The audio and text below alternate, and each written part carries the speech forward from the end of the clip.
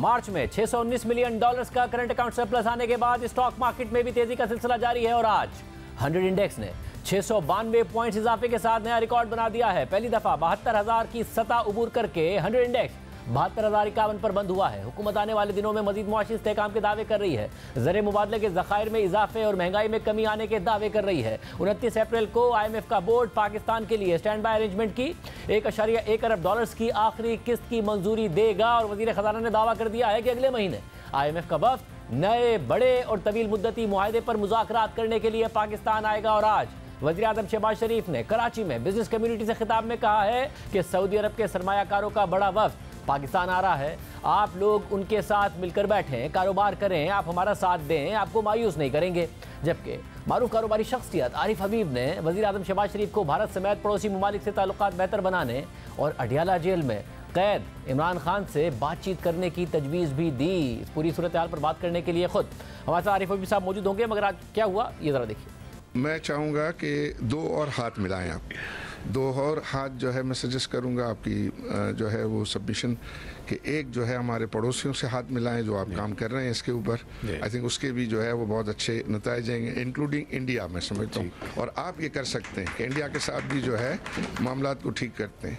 दूसरा जो अडियाला के बासी हैं उनके साथ भी आप हाथ मिलाएं, वहाँ भी मामलात को जो है वो बेहतर करने और वो आप कर सकते हैं। ये इंतहाई शफाफ होगी privatisation, free of any obstacle, bureaucratic delay, कतन उसकी इजाज़त नहीं होगी। आप आएँ, अपने कॉम्बिनेशन बनाएं, जॉइंट वेंचर्स बनाएं, बाहर से अच्छी कंपनी लेके आएँ, चाहे वो PIA है, चाहे वो आउटसोर्सिंग ऑफ एयरपोर्ट्स है, चाहे वो डिस्कोस हैं। अल्टीमेटली उसमें भी आपसे मशवरा करेंगे। आप देखें जो आपके SOEs हैं, इससे सारी चीज़ों का आप जमा कर लें तो साल के अरबों खरबों हमारे जो going down the drain. Saudi Arabia का डेलीगेशन आ रहा है पाकिस्तान, अगले महीने मैं जा रहा हूँ चंद दिनों में, and we are expecting a high part business delegation from Saudi Arabia. मैं आपको उनके साथ बिठाऊँगा B2B, आप उनको खाना खिलाएँ, निहारी खिलाएँ और उसके कबाब खिलाएँ, उनको उनसे बिजनेस करें। That is the way forward. Arif Habib sahab हमारे साथ मौजूद हैं, इकोनॉमी के हवाले से भी उनसे बात होगी, जो आज मामला इस पर भी बात करता है। साहब बहुत शुक्रिया हमें ज्वाइन करने के लिए।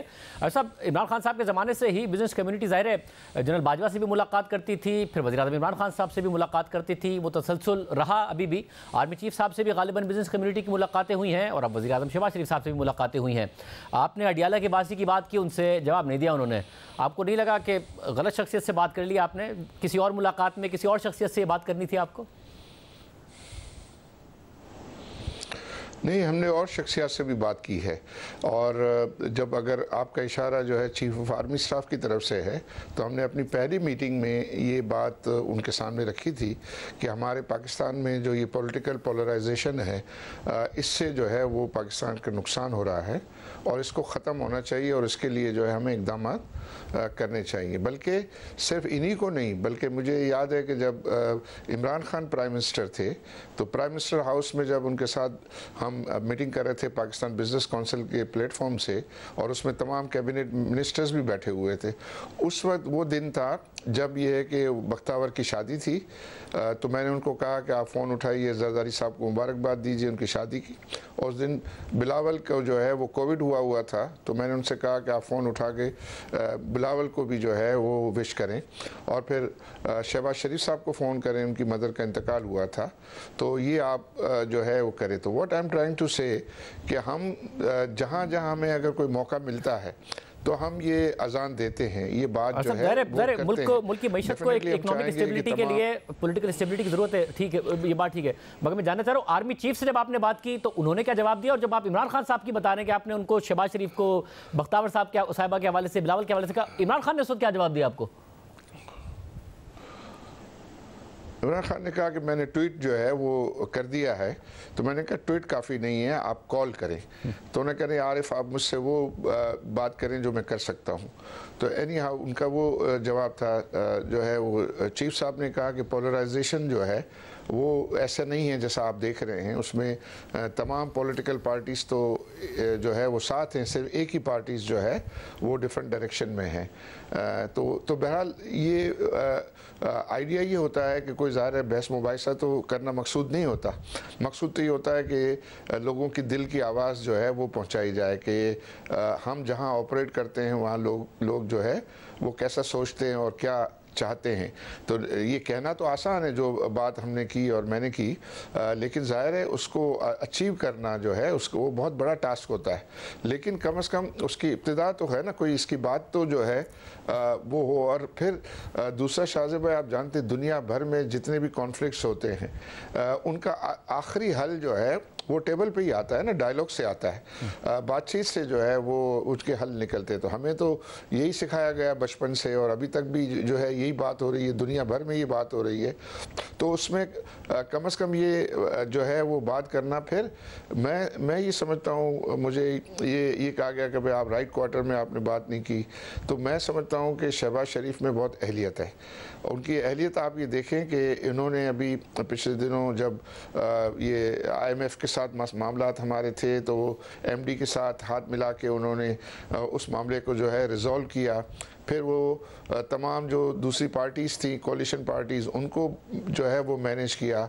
फिर वो अपने मियां नवाज शरीफ साहब के जो मामलात थे उसके सबको हल करने में उन्होंने एक रोल प्ले किया। तो कुछ तो है ना कि जिसकी वजह से वो सारे मामलात को जो है वो ये हल करने में कामयाब हुए हैं। और अभी भी वो मुख्तलिफ जो हेड ऑफ स्टेट्स वगैरह से मिलते हैं तो उनके अंदर कोई ईगो का इशू है नहीं, तो वो जो है उन चीज़ों को बेहतर जो है वो हैंडल कर रहे हैं। और तो मुझे ये बताएगा कि फिर वो आप लोगों से भी सरमायाकारी की और सबकी बात कर रहे हैं, दावे भी कर रहे हैं। अब मसला ये है कि ऐसी बहुत सारी मुलाकातों में 2018-19 से हम सुनते आ रहे हैं सऊदी अरब की सरमायाकारी आएगी, वहाँ के सरमायाकारी आएंगे, B2B होगा, G2G होगा, मगर हुआ नहीं है। इस दफ़ा क्या आपको उम्मीद है ओवरऑल एक पॉजिटिव रिस्पांस स्टॉक मार्केट का नजर आ रहा है? महंगाई ज़रा नीचे जरूर आ रही है मगर बुलंद सतह पर है, शरह सूद में एक्सपेक्टेशन जरूर है आगे नीचे जाने की मगर बुलंद सतह पर है। क्या वाकई ऐसे इशारे हैं कि इकोनॉमी में एक अच्छा सेंटीमेंट हो और आगे की बेहतर उम्मीद हो?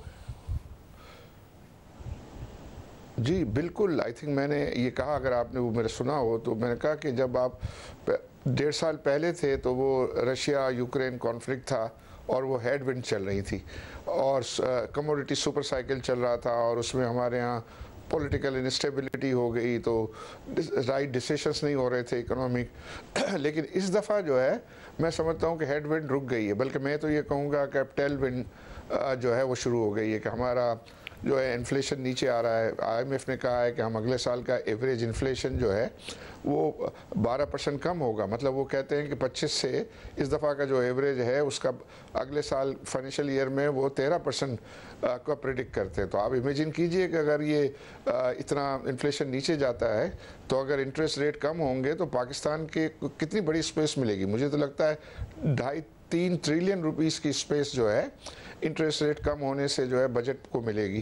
फिर प्राइवेटाइजेशन होगी तो उसमें चांसेस हैं कि 1.5-2 ट्रिलियन है, और अगर हम पब्लिक प्राइवेट पार्टनरशिप में डेवलपमेंट एक्सपेंडिचर करें तो 1-8 ट्रिलियन। तो ये जो, और फिर स्टेट बैंक ने जो है वो उनका इंक्रीमेंटल प्रॉफिट है 1 ट्रिलियन का। मगर मसला ये ना कि जैसे ही फिस्कल स्पेस पैदा होता है हम एक्सपेंशनरी मोड में जाते हैं, करंट अकाउंट डेफिसिट क्रिएट करते हैं, बस्ट करते हैं, वापसी साइकिल में आ जाते हैं। इस दफ़ा आपको ये उम्मीद है कि सबक सीख लिया है पॉलिसी मेकर्स ने? जो मौजूदा फाइनेंस मिनिस्टर हैं उनको आप बतौर बिजनेसमैन भी अच्छी तरीके से जानते हैं माजी से, आपको लग रहा है कि वाकई प्राइवेटाइजेशन की बात हो रही है तो होगी, रिफॉर्म्स की बात हो रही है तो होगी, हम वापस एक साइकिल से नहीं गुजर रहे हैं और फिर वापस यही नहीं खड़े होंगे? नहीं, ये जो आप डाउट एक्सप्रेस कर रहे हैं वो ज़रूर डाउट एक्सप्रेस होना चाहिए, लेकिन एज ए पाकिस्तानी जो है हमें उम्मीद करनी चाहिए कि जो सही सही चीज़ें हैं ये होंगी। और अगर हम ये नहीं करेंगे तो अब तो हमारे पास कोई मार्जिन ही नहीं है ना। अब तो हम बहुत मुश्किल से डिफ़ॉल्ट होते होते हम जो है वो बच के निकले हैं।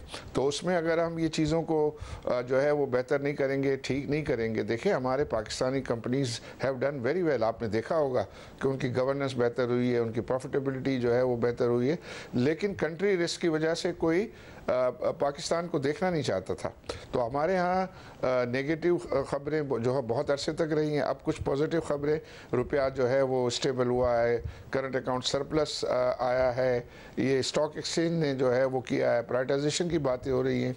PIA का भी जो प्राइवेटाइजेशन के लिए स्ट्रक्चर है वो बहुत अच्छा स्ट्रक्चर जो है वो बनाया गया है। तो जिसके ऐसा लगता है कि ये स्ट्रक्चर जो है वो डेफिनेटली ये कामयाब होंगे इसके अंदर, उस स्ट्रक्चर की बिना पे मैं कह रहा हूँ। साहब, और तो ये जो मार्च में हुआ, मार्च में एक सरप्लस आया, उसके बारे में ज़ाहिर कहा जा रहा है कि वन टाइम है, ईद का सीजन था, दूसरे इन्फ्लोज के साथ साथ रेमिटेंसेस बहुत ज़्यादा अच्छी आई, दूसरी ट्रांसफर्स के साथ साथ, इसलिए एक सरप्लस आ गया। ये सस्टेनेबल नहीं होगा, हम एक ऐसे ट्रैप में फंस गए हैं जिसमें इन्फ्लेशन अपनी जगह पर है, ग्रोथ 1-2% है। आपको इस ट्रैप से निकलते हम नजर आ रहे हो, कुछ सस्टेनेबल बुनियादों पर कि हमारे रिजर्व्स भी बिल्ड हो जाएं और एक हेल्दी इकोनॉमी हम बन जाए?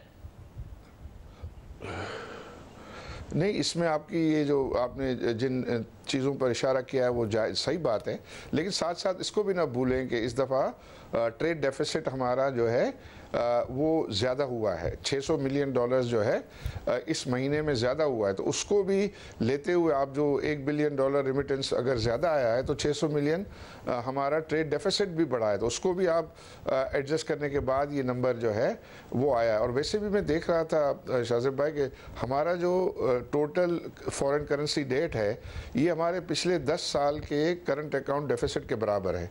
तो हमने ऐसे भी साल देखेंगे 18-20 बिलियन का करंट अकाउंट डेफिसिट कर दिया, और वो हमने जो है वो डॉलर्स बोरो करके अपने सर पे जो है वो फॉरेन करेंसी के अंबार लगा दिए या कर दिया। अगर हम करंट अकाउंट डेफिसिट को, या एक नारा जो लगाते थे वो मिफ्ता इस्माइल साहब के, our import should not be more than our exports and remittances, तो उसको लेके चलें तो आई थिंक स्टेट बैंक ने अभी रिसेंट पीरियड में बहुत अच्छा इसको मैनेज किया है। आपने देखे कि ये इस साल में शायद ये तीसरा करंट अकाउंट सरप्लस था। तो मतलब वो ये मैं कह रहा हूँ कि यस, हमने अपना ये मैच पिछले जो है वो बहुत हार गए, वाइट वॉश हो गया हमारे ऊपर, लेकिन इसका मतलब ये तो नहीं है कि हम खेलना ही छोड़ देंगे।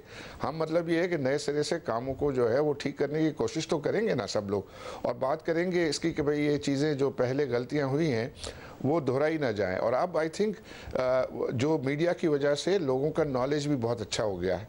नॉलेज पहले ये है इस्लामाबाद में इतना लोगों को जो है नॉलेज नहीं हो, लेकिन अब नॉलेज लेवल जो है वो पहले से काफ़ी बेहतर है। हमारे रिसर्च हाउसेस वगैरह अच्छी रिपोर्ट्स निकालते हैं, बताते हैं। तो मुझे हमें मतलब उम्मीद करनी चाहिए कि अब ये हम माजी वाली गलतियां जो है वो दोबारा नहीं करेंगे, और हम सही सही फैसले जो है वो करते चलेंगे। और अगर वो सही सही फैसले करते चलें तो आप भी जानते हैं कि इंशाल्लाह फिर देर नहीं लगेगी कि हम सही तरीके से सेहतमंद हो जाएं।